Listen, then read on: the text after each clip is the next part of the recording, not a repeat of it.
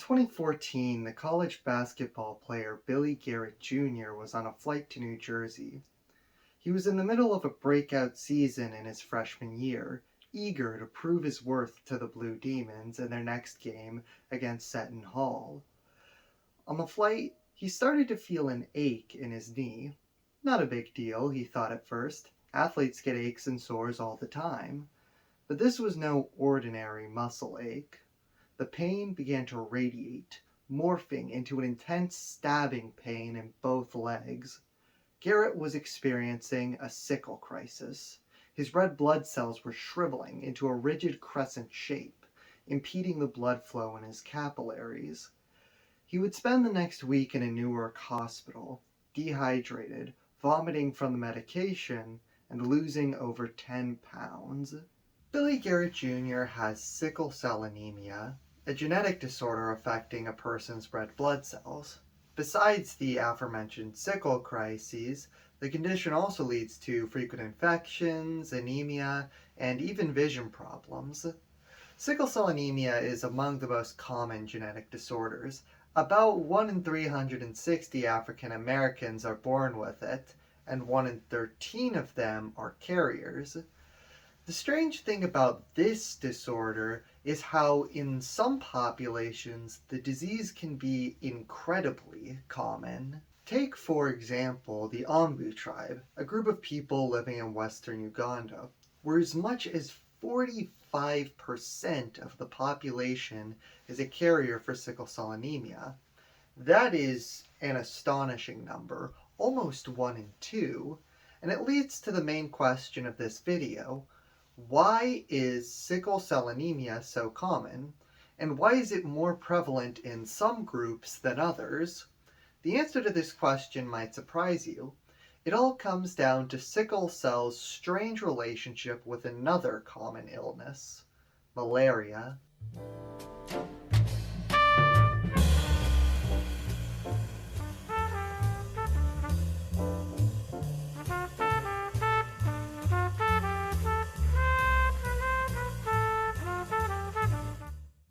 Now, I find this subject to be an excellent case study because it intersects with a wide range of concepts in the biomedical sciences. It's a narrative that ranges from population studies to the biochemistry of a single protein. My hope is that by the end of this video, you'll leave with more than just a couple of fun facts, but rather a deeper understanding of the world inside us. Now, as with any field of study, there's a lot of jargon to confront, and I'll try to make all that make sense to someone who's not from a background in biochemistry. And to start, a quick refresher on high school biology. Hi, it's me, your high school biology teacher. The basic principles of inheritance were first elucidated by Gregor Mendel in 1865. Mendel had been experimenting on pea plants to study how traits are passed down from one generation to the next. Each characteristic of an organism is controlled by a gene, and genes can come in multiple variations known as alleles. Let's take the example of a pea plant. We'll be looking at the gene which controls for the color of the peas. This gene comes in 2 alleles, one that represents yellow peas and another that represents green peas. Since pea plants, like us, have 2 sets of chromosomes, they have 2 alleles of each gene, one received from each parent. We represent these alleles with letters, in this case, Y for yellow and G for green. A pea plant which receives 2 green alleles, GG, will have green peas. A pea plant with 2 yellow alleles, YY, will have yellow peas. Simple enough.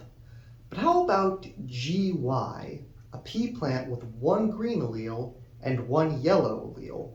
What will the colors of the peas of this plant be? Will they be some sort of yellowish green color? Will some of the peas be green and others yellow? Neither. They are all yellow. This is because yellow is the dominant allele, and green is a recessive allele. If both of them are present, the dominant allele is the only one that becomes an observable trait. This means that the only way to have green peas is to have two green alleles, so only the recessive trait is present. Oh, and by the way, we refer to having two of the same allele as homozygous, while having two different alleles is heterozygous. Remember that, it'll be on your quiz on Monday. So what does all that have to do with sickle cell anemia? Well, sickle cell is a recessive disease, meaning that the allele responsible for the disease is a recessive one. From here on out, we'll be referring to this allele with the letter S, and the allele that doesn't cause sickle cell anemia will be labeled A, so keep that lodged in the back of your head. This means that people who are heterozygous for sickle cell, so AS, they do not have sickle cell anemia, but they could pass that recessive S allele onto their offspring. And if that child receives two recessive alleles, then they will have sickle cell anemia. This is what it means to be a carrier of a disease. They don't have the disease itself, but they could give birth to someone who does. I realize we're drifting away from the original question, so let's steer this ship back to course. Why is the sickle cell allele so common in some populations but not in others? Sickle cell is commonly understood as a racial disease due to its higher distribution among African Americans, but it's actually more complex than that. Sickle cell has a very particular geographic distribution. For instance, people in the Horn of Africa actually have very little sickle cell anemia. Less than 1% are carriers. Meanwhile, in Greece, up to 17% of the population are carriers. So what's going on here? Let's rephrase the question. What else do areas with high rates of sickle cell have in common? It turns out that the geographic distribution of sickle cell has an eerie similarity to the distribution of another disease, malaria. Malaria is a disease caused by the parasite Plasmodium, which is spread by mosquitoes. The parasite has a fairly complex life cycle as it passes between its human and mosquito hosts. But for us, the most important stage is when they hitch a ride on the human's red blood cells. At this point, they begin to cause flu-like symptoms in the host, and if untreated, they can lead to kidney failures, seizures, a coma, and eventually death. The possibility of a connection between these illnesses was first hypothesized by J.B.S. Haldane, a British Indian scientist seeking to integrate Charles Darwin's theory of evolution with Gregor Mendel's theory of genetics. His hypothesis went like this. People with different genes will be affected differently by a parasite. Therefore, if an otherwise malignant gene offers some resistance to that parasite, then natural selection will favor that gene in any population affected by the parasite. Haldane's hypothesis actually involved a different genetic disorder called thalassemia, but his theory was later applied to sickle cell anemia by another scientist. Previous researchers had demonstrated that the prevalence of sickle cell is higher in regions where malaria is more prevalent. Allison sought to test whether the sickle gene offered some form of protection against malaria. He looked at a group of 290 children in a part of Uganda where malaria is highly prevalent. He then compared the rates of parasitemia, meaning parasites in the blood, between the children carrying the sickle cell allele and children without it. The incidence of parasitemia in the sickle-free group was 45%, but in the sickle trait group, it was just 28%. People carrying the sickle cell allele were substantially less likely to have malaria, and even when they did have malaria, the amount of parasites in the blood was lower, and they experienced milder symptoms. Allison's findings have since been replicated by many other researchers, including the CDC. Somehow, the sickle cell allele is protecting these people against severe malaria. This confirmed what was previously only hypothesized by Haldane. So while having two copies of the sickle cell allele would be disadvantageous for survival, having one copy of the allele is actually an advantage if you're frequently exposed to malaria. This is a case where natural selection favors being heterozygous over being homozygous for either allele, a sort of Goldilocks zone in the middle. Evolutionary biologists have a fancy word for this rare dynamic, a balanced polymorphism. So our question has been answered. Certain groups have higher rates of sickle cell anemia because they are more exposed to malaria, and the sickle cell allele confers resistance to malaria.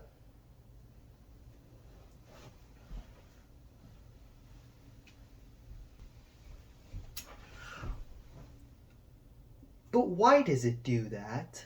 How can a gene that causes one disease protect you from another unrelated disease? And for that matter, why does this work for people who are only carriers of sickle cell? People with only one allele for sickle cell anemia don't get sickle cell anemia, right? How are they any different from people who don't carry the allele at all? To answer these questions, we're going to take a look at sickle cell anemia on the molecular level. Sickle cell anemia originates from the gene that encodes a specific enzyme in the body, hemoglobin. Hemoglobin is the enzyme responsible for carrying oxygen around the body. Thus, it makes up a very large component of your red blood cells. Sickle cell anemia is caused by a mutated form of this hemoglobin, which was first discovered by Linus Pauling in 1949. Pauling found that hemoglobin from patients with sickle cell anemia has a slightly less negative charge than the hemoglobin found in healthy patients. From this, Pauling concluded that the cause of sickle cell anemia was an abnormality in the properties of hemoglobin. This marked the first discovery of a molecular disease, meaning a disease resulting from the abnormal structure of a protein. From here on out, we'll be referring to the form of hemoglobin that causes sickle cell as hemoglobin S. A sickle crisis happens when individual hemoglobin S proteins bind together and form long filaments, distorting the normal donut-shaped red blood cell into a rigid crescent-like shape. This is usually triggered by low oxygen conditions, such as heavy exercise or, in Billy Garrett's case, high altitude. Because these sickled cells are less malleable than their normal counterparts, they get stuck in the thin passageways of the capillaries, blocking the blood supply to the surrounding tissues. Now, Pauling observed something interesting about the blood cells of people with sickle trait. Their cells were a mixture of about equal parts normal hemoglobin and hemoglobin S. It turns out that hemoglobin and sickle cell anemia don't exactly fit our simple model of dominant and recessive alleles. In fact, carriers of sickle cell can themselves experience sickling. It's just so uncommon that it's usually negligible. So we've answered one of our questions. Sickle cell carriers are different from the general population in the composition of their hemoglobin. Let's turn our attention to the work of Lucio Lozado. Lozado designed a clever experiment in which he took blood from sickle cell carriers with and without malaria. He then compared the rate at which the red blood cells sickled under low oxygen conditions. He found that the rate of sickling for Plasmodium-infected cells was 2 to 8 times greater than the malaria-free cells. Additionally, within the malaria-infected blood cells, the density of parasites was higher in the cells that had sickled than the cells that had not. This experiment gives us a clue about the mechanism of malaria resistance for sickle cell carriers. Plasmodium-infected cells are more prone to sickling. These sickled cells will then be eaten by macrophages and cleaned out by the spleen. In this situation, sickling is actually thwarting the progression of the malaria parasite. But that just begs another question. Why do plasmodium infected cells sickle more often? To answer this one, we're going to have to take an even closer look at hemoglobin and how it causes sickle cell anemia. The structure of hemoglobin and its functionality were first discovered by the scientist Max Perutz. Hemoglobin is a heterotetramer, tetra meaning 4 subunits, and hetero meaning they're not all identical. Specifically, it has 2 subunits labeled alpha and 2 subunits labeled beta. Each one of these subunits binds to an oxygen molecule to carry it through the bloodstream. The secret to hemoglobin lies in it having 2 conformations, which we call T state and R state. In the absence of oxygen, hemoglobin rests in the T state. But if oxygen binds with one of the subunits, it changes into the R state. The change is subtle, but it's enough to alter the structure of each subunit to be more attracted to oxygen. So the binding of one oxygen to hemoglobin promotes the binding of more oxygen. This is a property of hemoglobin called cooperativity. It's an important concept in biochemistry, and it allows us to understand how hemoglobin does its job. When hemoglobin passes through the lungs where oxygen is abundant, it adopts the oxygen-loving R state and picks up all the oxygen it can. Then, when it reaches the capillaries of the muscles where oxygen concentration is lower, it changes into the T state, which tends to let go of oxygen. The cooperativity of hemoglobin is what allows it to load up oxygen at the lungs and unload it throughout the rest of the body where oxygen is needed. This also gives us some insight into sickle cell anemia. Remember how sickling is caused by hemoglobin S binding together into long filaments? Well, it turns out that only happens to hemoglobin in the T state, the state where no oxygen is bound. This explains why low oxygen in the blood is a trigger for sickling. So to summarize, the bundling of hemoglobin that defines sickling only happens to a particular type of hemoglobin, hemoglobin S, and only when hemoglobin S is in a particular state, which is the T state. Let's put a pin on that concept. To rationalize what's happening here, it helps to understand why proteins adopt a given formation to begin with. Welcome back to class. A protein is essentially a long chain of building blocks called amino acids, a chain which then folds into a defined shape.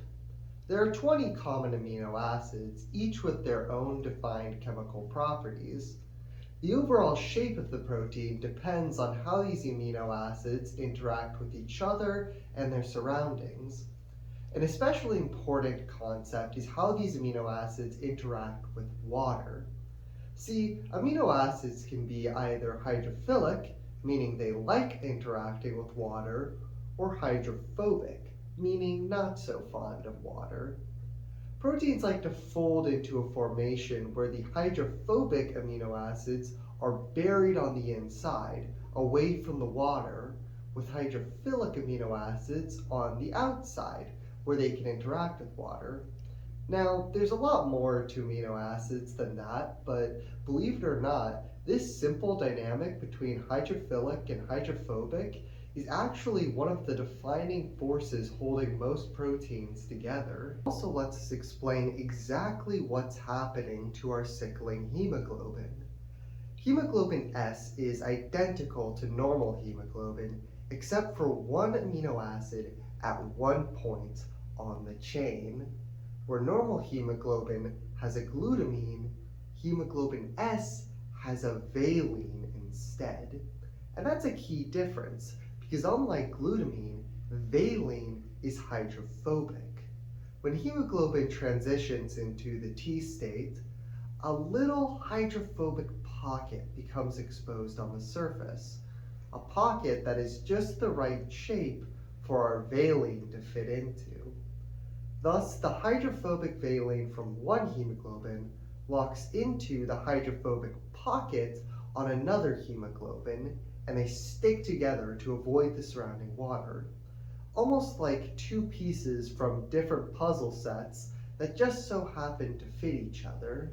This is how hemoglobins bundle together and form the long filaments that cause sickling.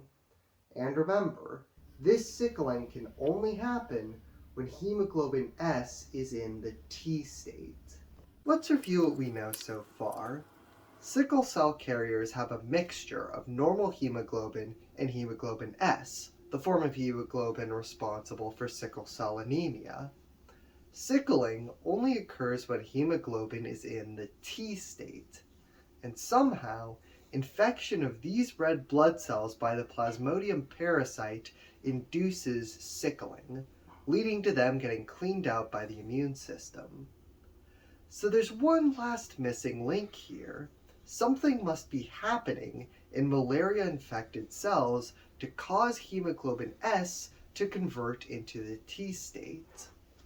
The conformational state of hemoglobin is not determined solely by oxygen. See, when hemoglobin transitions from the T state to the R state, it tends to give up a hydrogen ion. We can write this as a chemical equation like so. Following Le Chatelier's principle, if we increase the amount of hydrogen ions, the equilibrium will shift in the direction of consuming more hydrogen ions. So R state hemoglobin will be turned into T state hemoglobin. Thus, when the pH decreases, meaning an increase in the amount of hydrogen ions, hemoglobin transitions into the oxygen unloading T state. This phenomenon is called the Bohr effect. This is another quality of hemoglobin that helps it do its job. Blood in the capillaries of the muscles is just a bit more acidic than blood passing through the lungs, which further promotes the transition to the T state when it reaches the muscles and the unloading of oxygen where it's needed. And here, at last, is where malaria comes in. When the Plasmodium parasite infects a red blood cell, it produces lactic acid as it grows and multiplies, and that lactic acid, just slightly, lowers the pH in the red blood cell. And there's our missing piece. Plasmodium lowers the pH in the cell. Low pH turns hemoglobin into the T state. Hemoglobin in the T state allows for sickling, and sickling causes the infected cell to be removed by the body.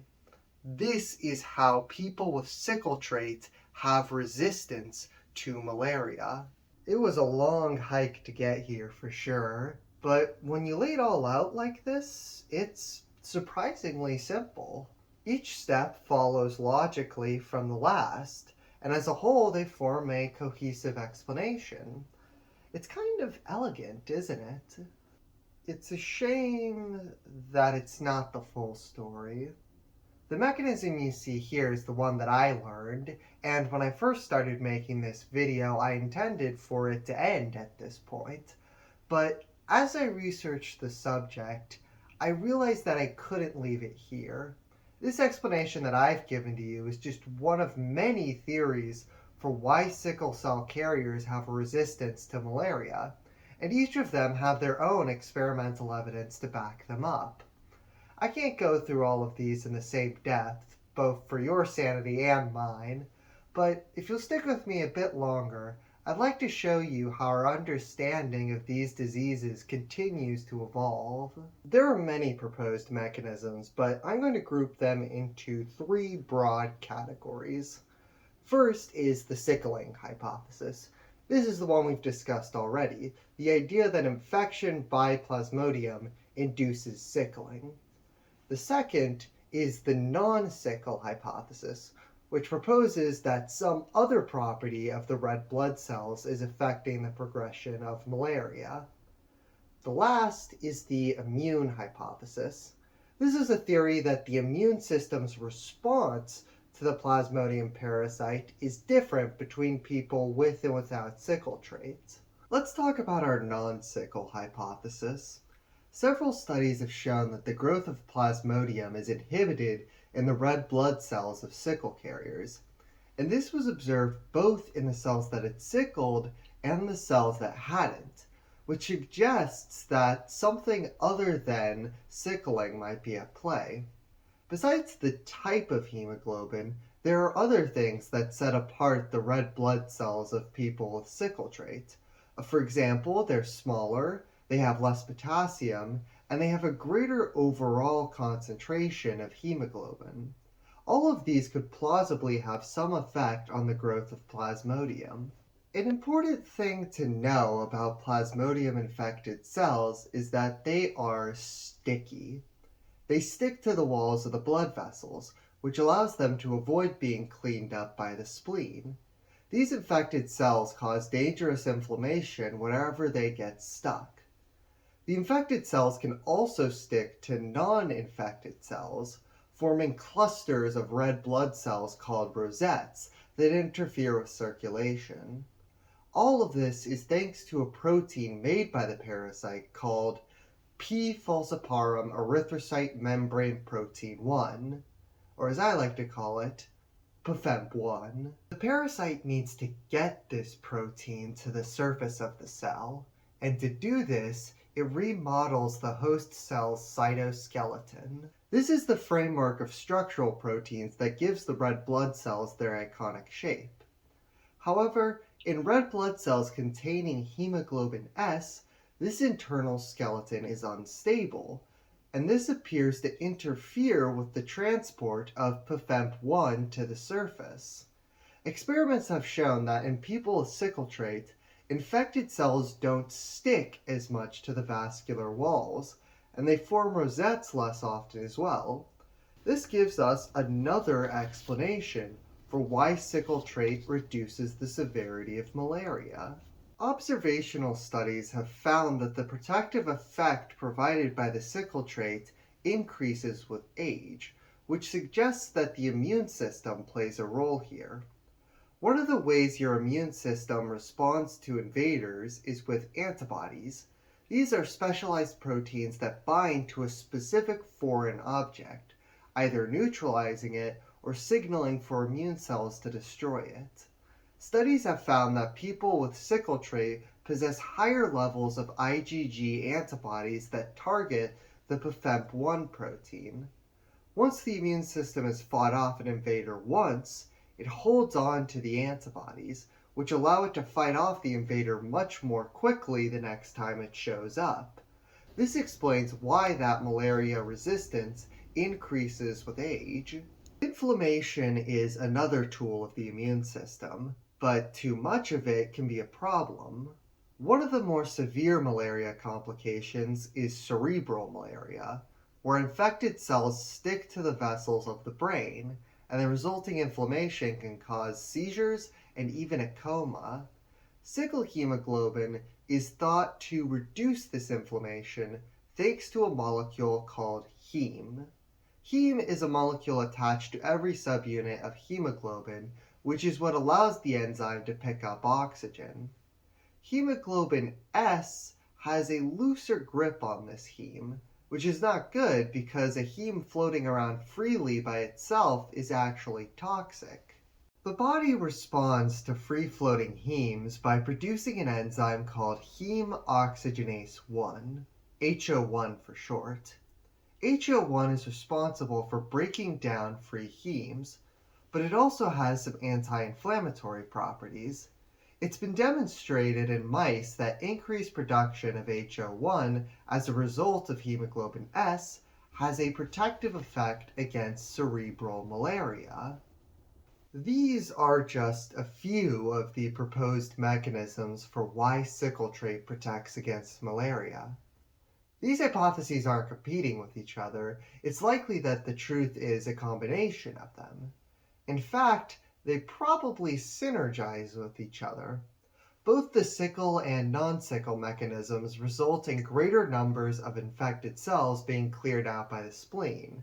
That in turn leads to greater presentation of PFEMP1 to the immune system, which promotes the development of antibodies against it.